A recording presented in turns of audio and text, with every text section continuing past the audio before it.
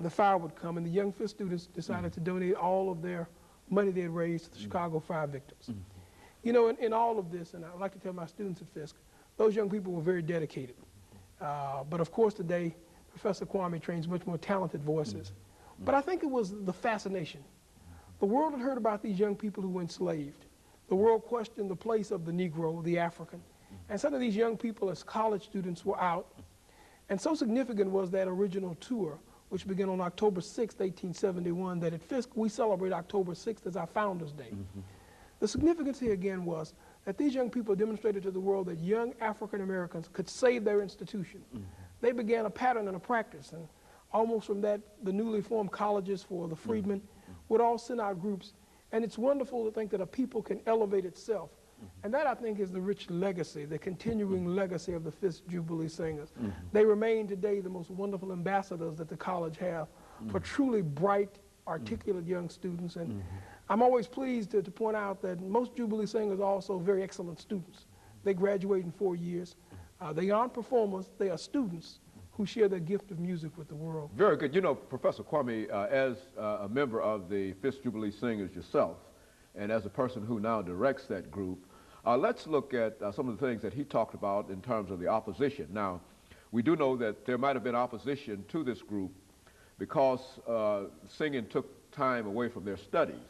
But we also know that there was some opposition to the type of songs and the type of melodies that they sung during the period. And so let's have you, as a person who has been involved not only with the Jubilee Singers, but with music itself, let's have you to talk about this kind of music and how that music fit within the area that we're talking about and the real opposition that people had to what they were doing. Yes. As they started traveling, especially in the northern part of the United States, most people never thought that slaves, children of slaves could sing. And so in most of their concert programs, music that they sang were mainly classical types, Western type of music, with the idea that those were types of music that their audiences could more readily receive. The students themselves, the Jubilee singers themselves, considered their own music, the spirituals, so sacred that they did not originally want to sing those songs. So in their concerts, they usually sang mostly Western music, classical music, and would throw in one or two of the spirituals as encore. In fact, it was the director, George White, who actually convinced them that the spirituals were being enjoyed, and so it would be good to increase the number of spirituals that they sang.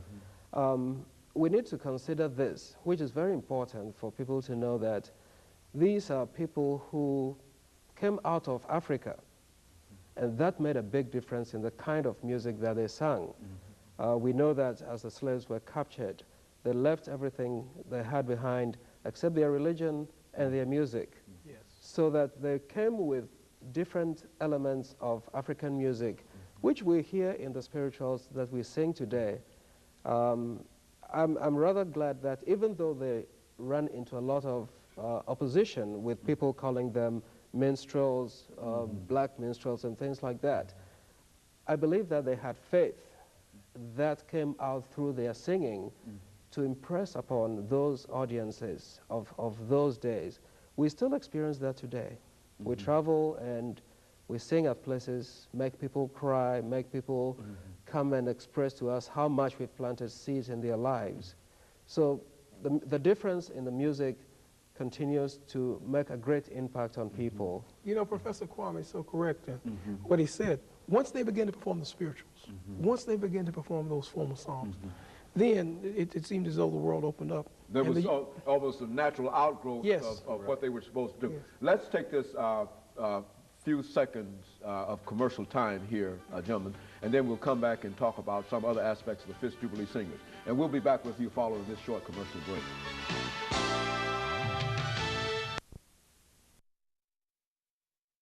Story of the Fisk Jubilee Singers.